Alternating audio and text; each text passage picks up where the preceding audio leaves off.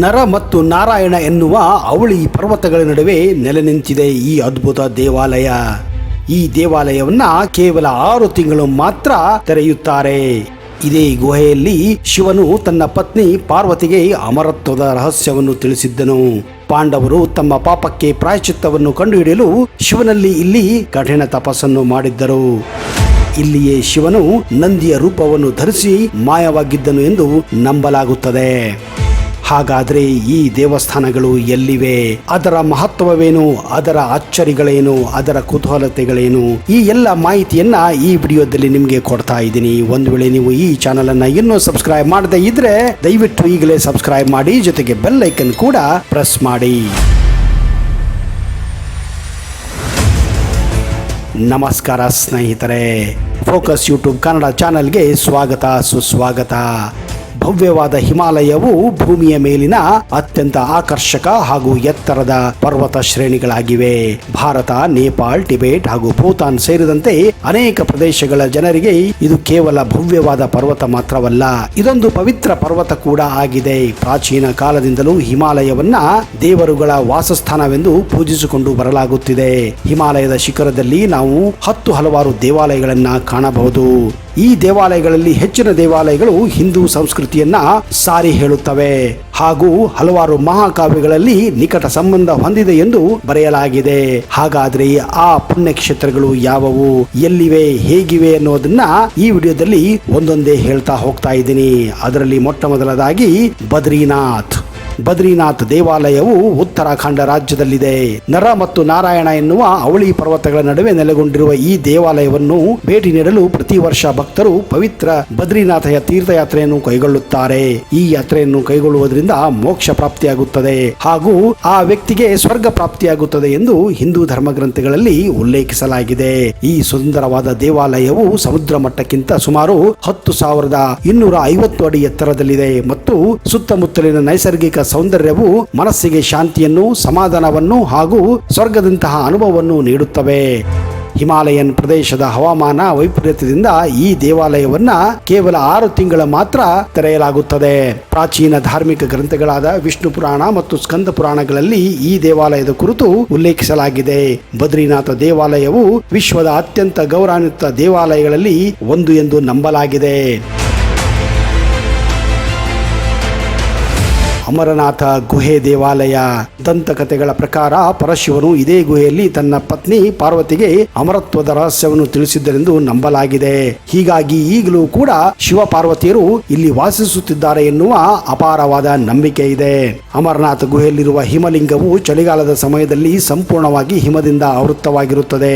ಮೋಕ್ಷಕ್ಕಾಗಿ ಹಾಗೂ ಸ್ವರ್ಗ ಪ್ರಾಪ್ತಿಗಾಗಿ ಅಮರನಾಥಕ್ಕೆ ಭೇಟಿ ನೀಡಬೇಕೆಂದು ಹೇಳಲಾಗುತ್ತಿದೆ. ಈ ಗುಹೆಗಳ ಬಗ್ಗೆ ಇರುವ ಇನ್ನೊಂದು ಆಶ್ಚರ್ಯ ಸಂಗತಿ ಎಂದರೆ ಯಾವುದೇ ಹಿಮವನ್ನು ಕಟ್ಟಲು ಅಲ್ಲಿ ನೀರು ಇರಲೇಬೇಕು. ಹಿಮದ ಮೂಲ ನೀರು, ಆದರೆ ಇಲ್ಲಿ ಶಿವಲಿಂಗವನ್ನು ಆವರಿಸುವ ಹಿಮಕ್ಕೆ ನೀರು ಎಲ್ಲಿಂದ ಬರುತ್ತದೆ ಅನ್ನುವುದೇ ಮೂಲ ಪ್ರಶ್ನೆಯಾಗಿದೆ. ನೀರಿನ ಮೂಲ ಯಾವುದೆಂದು ಕಂಡುಹಿಡಿಯಲು ಇಂದಿಗೂ ಕೂಡ ಯಾರಿಂದಲೂ ಸಾಧ್ಯವೇ ಆಗಿಲ್ಲ. ಈ ರಹಸ್ಯ ಮಾತ್ರ ರಹಸ್ಯವಾಗಿಯೇ ಉಳಿದುಕೊಂಡಿದೆ. ಕೇದಾರನಾಥ ದೇವಸ್ಥಾನವು ಹಿಮಾಲಯದಲ್ಲಿರುವ ಅತ್ಯಂತ ಪ್ರಸಿದ್ಧ ದೇವಾಲಯಗಳಲ್ಲಿ ಒಂದು. ಕೇದಾರನಾಥ ಮಂದಿರ ಶಿವನಿಗೆ ಅರ್ಪಿತವಾದ ಹಿಂದೂ ದೇವಾಲಯವಾಗಿದೆ. ಹಿಮಾಲಯದಲ್ಲಿನ ಹವಾಮಾನ ವೈಪರೀತ್ಯದಿಂದ ಈ ದೇವಾಲಯವನ್ನ 6 ತಿಂಗಳವರೆಗೆ ಮುಚ್ಚಲಾಗುತ್ತದೆ ಹಾಗೂ ಕೇವಲ 6 ತಿಂಗಳವರೆಗೆ ತೆರೆಯಲಾಗುತ್ತದೆ. ಇಲ್ಲಿ ನಡೆಯುವ ನಂದಾದೀಪ ಆಚರಣೆಯನ್ನು ನೋಡಲು ಸಾವಿರಾರು ಭಕ್ತರು ಇಲ್ಲಿ ಸೇರುತ್ತಾರೆ. ನಂದಾದೀಪವನ್ನು ನೋಡಿದರೆ ಶಿವನು ಆಶೀರ್ವದಿಸುತ್ತಾನೆ ಎನ್ನುವ ನಂಬಿಕೆ ಕೂಡ ಇದೆ. ಇತ್ತೀಚೆಗೆ ಇಲ್ಲಿ ಶಂಕರಾಚಾರ್ಯರ ಅದ್ಭುತವಾದಂತಹ ವಿಗ್ರಹವನ್ನು ಕೂಡ ನಿರ್ಮಿಸಲಾಗಿದೆ. ಇದು ಪವಿತ್ರವಾದ ಛೋಟಾ ಚಾರ್ಧಾಮ್ ಯಾತ್ರೆಯಲ್ಲಿ ಭೇಟಿ ನೀಡುವ ಒಂದು ಪ್ರಮುಖ ಸ್ಥಳವಾಗಿದೆ. 8ನೇ ಶತಮಾನದಲ್ಲಿ ನಿರ್ಮಿಸಲಾದ ಈ ದೇವಾಲಯವು ಜ್ಯೋತಿರ್ಲಿಂಗವನ್ನು ಹೊಂದಿದೆ. ಈ ಜ್ಯೋತಿರ್ಲಿಂಗ ತ್ರಿಕೋನಾಕಾರದಲ್ಲಿ ಇರುವುದು ಅಪರೂಪವಾಗಿದೆ. ಇಲ್ಲಿ ಶಿವನನ್ನು ಆರಾಧಿಸಿದರೆ ನಮ್ಮೆಲ್ಲ ದುಃಖಗಳು ದೂರವಾಗುತ್ತದೆ ಎನ್ನುವ ಅಪಾರ ನಂಬಿಕೆ ಇದೆ. ಈ ದೇವಾಲಯ ಬಗ್ಗೆ ಮಹಾಭಾರತ ಕಾವ್ಯದಲ್ಲೂ ಕೂಡ ಉಲ್ಲೇಖಿಸಲಾಗಿದೆ. ಪಾಂಡವರು ತಮ್ಮ ಪಾಪಕ್ಕಾಗಿ ಪ್ರಾಯಶ್ಚಿತ್ತವನ್ನು ಕಂಡುಹಿಡಿಯಲು ಶಿವನಲ್ಲಿ ಇಲ್ಲಿ ಕಠಿಣ ತಪಸ್ಸನ್ನು ಮಾಡಿದ್ದರು ಎಂದು ಹೇಳಲಾಗಿದೆ. ಗಂಗೋತ್ರಿ ದೇವಾಲಯವು ಗಂಗಾ ನದಿಯ ಮೂಲವನ್ನು ಆಧರಿಸಿದೆ. ಹೆಚ್ಚಿನ ಹಿಂದೂಗಳು ಇದನ್ನು ಗಂಗೆಯ ಮನೆ ಅಥವಾ ಗಂಗಾ ನದಿಯ ಪವಿತ್ರ ಆತ್ಮವೆಂದು ಕೂಡ ನಂಬುತ್ತಾರೆ. ಹಿಂದೂ ಪವಿತ್ರ ಇತಿಹಾಸಕಾರರ ಪ್ರಕಾರ ರಾಜ ಭಗೀರಥನು ತನ್ನ ಪೂರ್ವಜರ ಪಾಪಗಳನ್ನು ನಿವಾರಿಸಲು ಗಂಗಾ ನದಿಯನ್ನು ಕುರಿತು ಕಠಿಣ ತಪಸ್ಸನ್ನು ಮಾಡುತ್ತಾನೆ.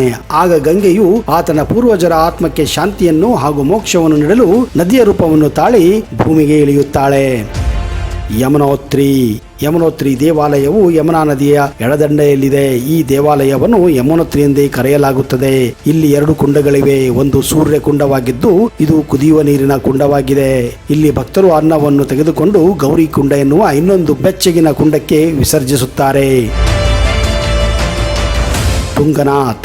ತುಂಗನಾಥ ದೇವಾಲಯವು ವಿಶ್ವದ ಅತ್ಯಂತ ಎತ್ತರದ ಶಿವ ದೇವಾಲಯವಾಗಿದೆ. ಸುಮಾರು 1000 ವರ್ಷಗಳ ಇತಿಹಾಸವನ್ನು ಕೂಡ ಹೊಂದಿದೆ.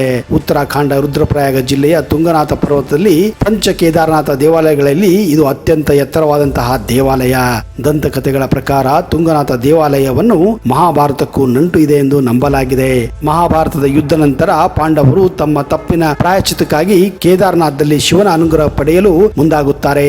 ಆದರೆ ಪಾಂಡವರ ಘನಘೋರ ಕೃತ್ಯಕ್ಕೆ ಕೋಪಗೊಂಡ ಶಿವನು ಪಾಂಡವರತ್ತ ಕರುಣೆ ತೋರಿಸುವುದಿಲ್ಲ. ಪಾಂಡವರು ಪಾಪಕ್ಕೆ ಮುಕ್ತಿ ನೀಡಲು ಮನಸ್ಸಿಲ್ಲದೆ ಶಿವನು ನಂದಿಯ ರೂಪವನ್ನು ಧರಿಸಿ ಮಾಯವಾಗುತ್ತಾನೆ. ಆಗ ಪಾಂಡವರಿಗೆ ತಾವು ಆರಾಧಿಸಿದ್ದ ಸ್ಥಳದಲ್ಲಿ ಏನೂ ಇಲ್ಲ ಎಂದು ಅರಿವಿಗೆ ಬರುತ್ತದೆ. ಆಗ ಭೀಮನು ತಕ್ಷಣವೇ 2 ದೊಡ್ಡ ಬೆಟ್ಟಗಳಾಗಿ ಮಾರ್ಪಡಿಸಲ್ಪಡುತ್ತಾನೆ. ಆಗ ಆ ಪ್ರದೇಶದಲ್ಲಿದ್ದ ಎಲ್ಲಾ ಜಾನುವಾರುಗಳು ಬೆಟ್ಟದಂತಿದ್ದಂತಹ ಭೀಮನ ಕಾಲಿಗೆ ನುಸುಳಿ ಹೋಗುತ್ತವೆ. ಆದರೆ ನಂದಿಯ ಅವತಾರದಲ್ಲಿದ್ದ ಪರಶಿವನು ಮಾತ್ರ ಆತನ ಕಾಲಿಂದ ನುಸುಳಿ ಹೋಗದೆ ಅಲ್ಲೇ ತಟಸ್ಥನಾಗಿ ನಿಂತು ಬಿಡುತ್ತದೆ. ಇದನ್ನು ಗಮನಿಸಿದ ಭೀಮನಿಗೆ ಆ ನಂದಿಯೇ ಶಿವನೆಂದು ತಿಳಿಯುತ್ತದೆ. ಆಗ ಆ ನಂದಿಯನ್ನು ಭೀಮನು ಹಿಡಿಯುತ್ತಾನೆ.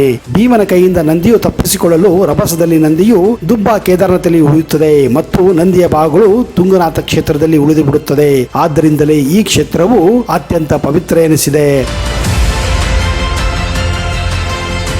ಸ್ನೇಹಿತರೆ, ಇವೆಲ್ಲ ಹಿಮಾಲಯದಲ್ಲಿ ಅಡಗಿರುವಂತಹ ಅತ್ಯಂತ ಪವಿತ್ರ ಪುಣ್ಯಕ್ಷೇತ್ರಗಳಾಗಿವೆ.